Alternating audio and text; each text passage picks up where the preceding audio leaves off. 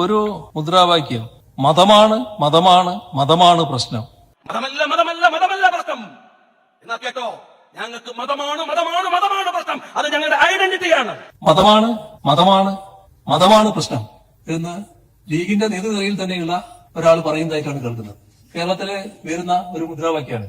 ഇത്തരം ഒരു മുദ്രാവാക്യം ഇന്ത്യൻ മുസ്ലിം ലീഗിന്റെ പ്രമുഖരായ നേതാക്കൾ ആരും നേരത്തെ ഒരു കാലത്തും ഉയർത്തിയതായി കേട്ടില്ല. അങ്ങനെ ഒരു മുദ്രാവാക്യമേ ഇപ്പോ ബാഫി തങ്ങളോ സിരി സാഹിബോ CHO ഒന്നും ഉയർത്തിയ അനുഭവമില്ലാത്തതാണ്.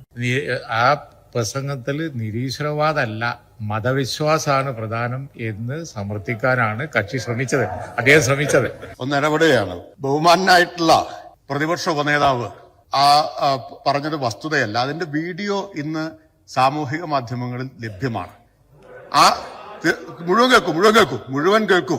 അത് മാത്രമല്ല പറഞ്ഞത്, അധികാരം തിരിച്ചു പിടിക്കേണ്ടത് എന്തിനു വേണ്ടിയാണ് എന്നുകൂടി പറഞ്ഞിട്ടുണ്ട്.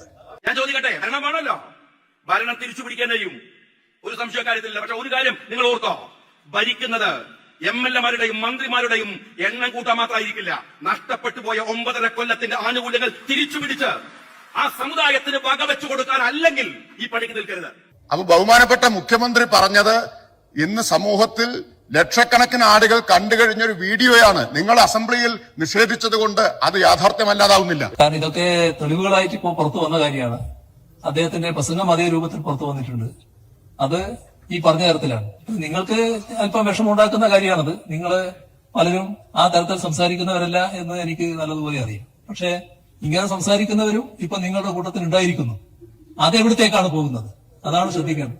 ഞങ്ങൾ ഒരു കാലത്തും ഒരു വർഗീയതയോടും, അത് ഭൂരിപക്ഷമായാലും ന്യൂനപക്ഷമായാലും, ഒരു വർഗീയതയോടും വിട്ടുവീഴ്ചയില്ലാത്ത നിലപാടെ സ്വീകരിക്കും.